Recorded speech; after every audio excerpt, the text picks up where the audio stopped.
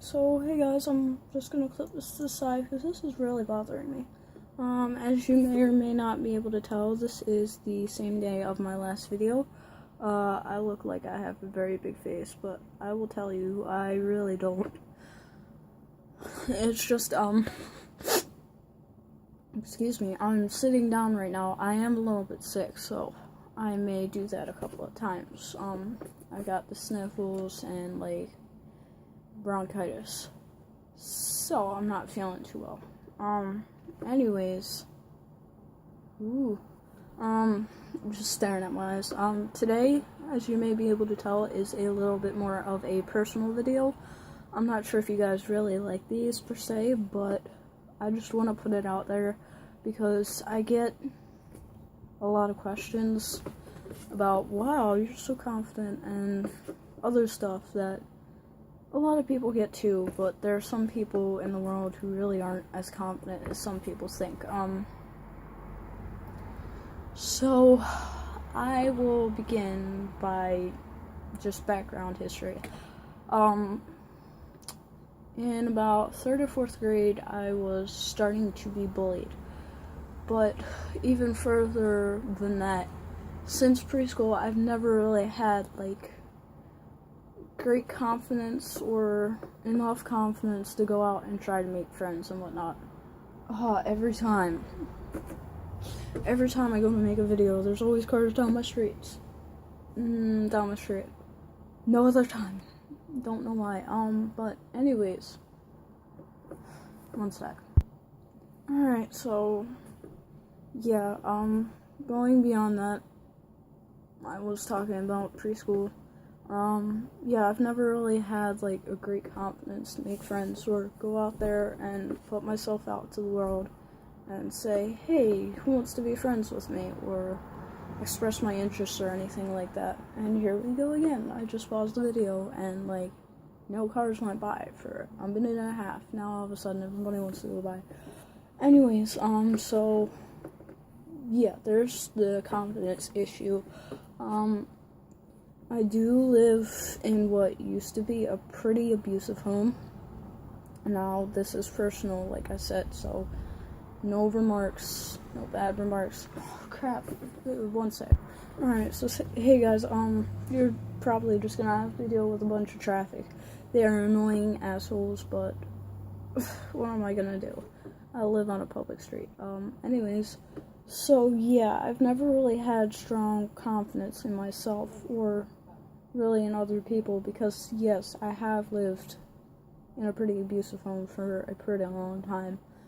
It's not physical anymore, but it can be emotional and mental abuse towards me. Towards a few other people that live here, it can get physical, but let's not get into that. Anyways, yeah, I've never really had what was known as, like, a great role model or anything. But in 5th grade, I had a great teacher. Her name was Mrs. Ballinger. Sorry guys, the traffic is really annoying. And yeah, she actually helped me through a lot. She was one of the very most influential people in my life that I can say.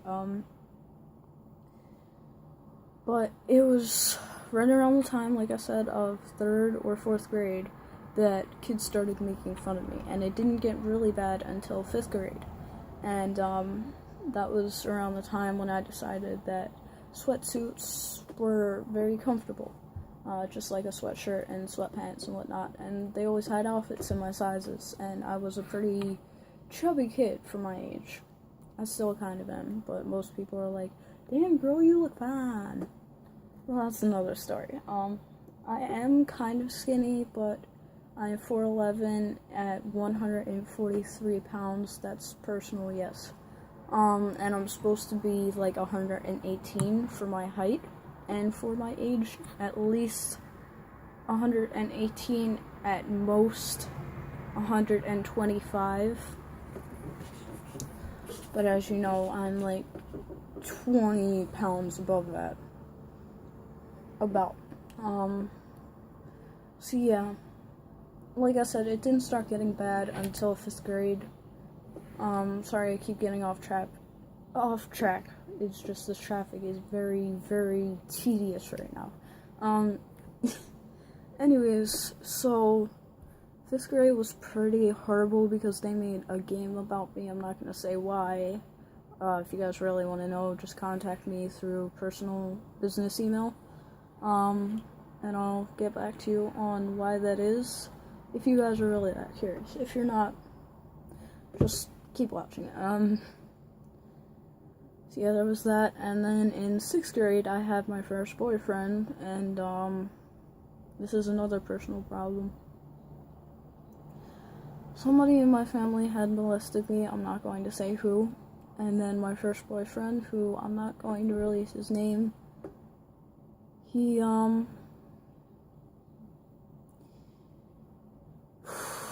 molested me. We were only together for a little bit less than a month, and he stuck his hand down my pants for the first time. And I let it go on because I thought, hey, maybe this is what's supposed to happen in relationships. Maybe this is love. But if you guys ever do that, you need to seek help immediately, because that's not a good foundation for a relationship. That's not a really good foundation. No. Seek help immediately. But I didn't. And I held it inside until I met my 6th boyfriend. Now, let's just say the first one lasted for about 2 months. Because that was a really long time, but I didn't hang around him when we were alone that much, so he wasn't able to actually always stick his hand down my pants. By the way, it did hurt. My second boyfriend, he was immature. My third boyfriend was really immature as well. My 4th boyfriend was an online relationship as well as the 5th. I just needed some comfort, and they were there to provide it. I was never actually able to meet these guys, but the 4th one, he was really nice for some time. He had never had a girlfriend before, and, he was just really sweet. The 5th one now. Oh, wait, no, the 6th one was the next online relationship. The 5th one, so that would mean I've had about 8 boyfriends. The 5th one was... it lasted about a week. My 3rd one lasted about 3 weeks, and my 2nd one lasted about a week as well, because they were just too immature. 3rd one was a little bit more mature than my 1st and 2nd, and basically all the rest except for my current boyfriend right now. My 5th boyfriend, however, he was kind of strange. He was a Nazi. He supported all things Nazi. And I was Jewish at the time of meeting him, so I'm still curious as to how that worked for so long. I gave up eventually. That lasted maybe about a week or 4 days, I think. 4 days. The 6th one, there we go, was also an online relationship with a guy from,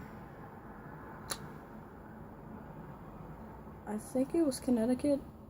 I can't be too sure. He had a southern accent, because we did talk on the phone for a bit.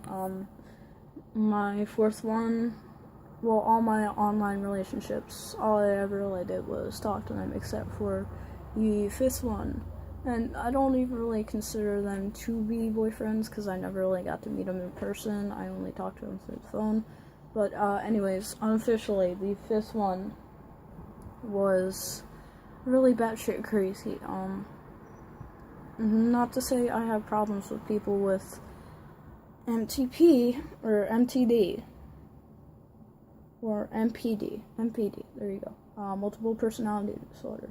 Don't know why I said MTD, or MTP, that makes no sense. But I don't have problems with anybody who has MPD, or multiple personality disorder, or,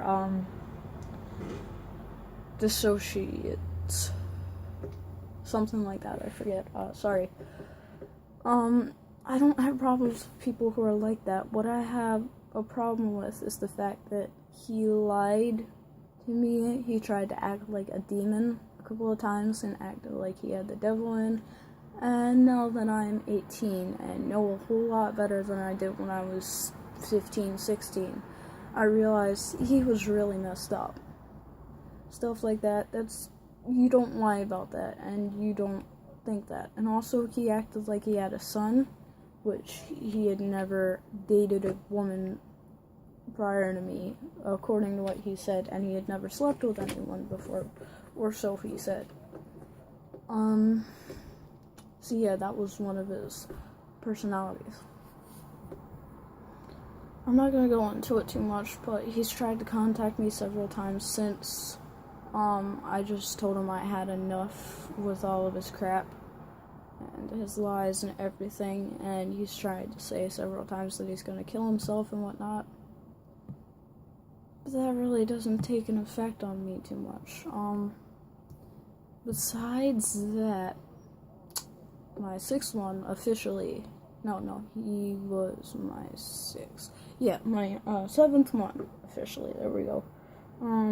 We were together for about 2 months, and like I said, I'm not going to release anybody's name in this video, so if that's what you're looking for, just get over it, please. But yeah, my seventh one officially, was the first one that I gave my virginity to.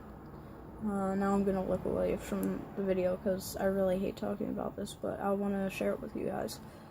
So it was about a month in, and I was like, he was like, oh, so, I want to be with you forever, I want to marry you, I'm so in love with you. So stupid me, I decided to give him my virginity, but he didn't even fully pop anything, let's just say that. Let's say my eighth one did, officially. Because the seventh one's penis was very small, which I don't know how my ex-best friend ended up with him. He's got a very small penis. Besides that, yeah, and then after that, about 2 weeks after that, he decided to say, oh yeah, well, I'm still in love with my ex, I need time getting over her.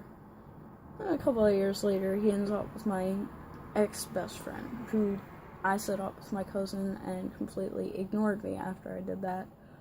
And then when she and my cousin were getting ready to break up, because I told my grandmother something that they were doing, and she didn't really like it, and my grandmother has custody of my cousin for a couple more months now.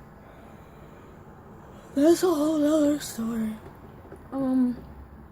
But my eighth and current boyfriend, this is already a long video, but let me just explain a little bit about that, because this is just background what's going to play into the actual story. Okay, so my current one, and hopefully my last boyfriend ever, we waited about 2 months before actually going into the act. I probably should have waited a lot longer than that, but I didn't. He's treated me the best. My relationship prior to this lasted, I think I said about 2 months, 1.5, 2 months. He's treated me really well so far, except for a couple of instances. Yes, Nick, yes. And he has actually helped me slowly to get better. I actually used to smoke a hookah pen. I used to vape, as they call it, a lot. And that wasn't really a good idea because I have asthma and whatnot. But he helped me to get over that addiction for some time. And then we were like on a break / we were getting ready to break up. And then he decided he wanted me back.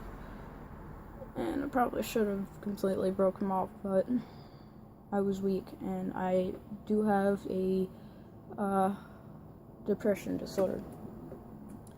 But yeah, so there's that. Anyways, still, he's helped me get over a lot of stuff. Moving on. So, for suicide, everyone who's had, well, I can't say everyone, just about everyone who's had depression has thought of suicide, at least. Then there's a majority of those people who will try to commit suicide. I started trying to commit suicide in 6th grade because I really couldn't take it. The abuse in the house was getting tremendously horrible and unbearable. The bullying just escalated, and right around that time I started slitting my wrists with a razor. And no, I'm not your stereotypical emo kid. I didn't do it just to fit in. I didn't do it for any other reason besides I have major depression. And thankfully I stopped right around 8th grade, but I wanted to commit suicide in 10th grade, but that's right around the time when I converted back to Christianity, because I was Jewish from the time of, like, the end of 7th grade until the beginning of, or towards the middle of sophomore year. Now, I said I was Jewish. I still have Jewish culture in me because that runs in my bloodline, but I would only declare my religion as being Jewish or Judaism. But yeah, because I don't think that if there was a Jesus, that he would ever let me go through something this horrible. Obviously, I've changed. And I know that it's now all happening for a reason. Everything happens for a reason. I know that deep in my heart, as well as I know that God and Jesus do exist. Man, I'm getting tired. I think this is the first video that might actually go to 20 minutes long. But moving on, I actually used to take a few medicines. First, I started off taking an anxiety medicine. One sec. I forget what it was called. I was just trying to think. It began with a P, I think. Besides that, there was another medicine that just like 2.5 years ago, I was put on and I stopped taking, and then I had to go back on it for a couple of months this year. And that was Lexapro. This stuff helps like amazingness. Taken in certain doses. I started out taking 20 milligrams a day, and then upped it to 40, and then up to 60. Now, I'm not saying this is exactly healthy, because if you're on it for a while and you just become dependent of it, your body can become immune to it, but it still needs it in the system. Sorry, guys. Yeah, let me sit up like this. Yeah, the reason, obviously, why I went on it in the first place is because I was having major depression and my other medicine wasn't working. The second time why I needed to go back on it was because I started to have more PTSD attacks and anxiety attacks about absolutely nothing. Nowadays, well, back then, I also had insomnia, because along with anxiety, some people have sleep disorders. So I also took, it was a tranquilizer for horses. That was the other name of the medicine. I forget what it was called, but it began with a T. That much I do know. Trazodone. There you go. That stuff also worked too. When I was taking the Trazodone at night, I found that more often than not, I wouldn't have to take the actual Lexapro. Which was a great thing, because, I mean, that meant that I didn't have to take 2 pills at once. But yeah, so if you guys want to know anything more about the story, please just drop a comment below, but it's almost 20 minutes long, so I figure you guys don't want to be here for much longer, so, love you guys lots, and I'll see you in my next video.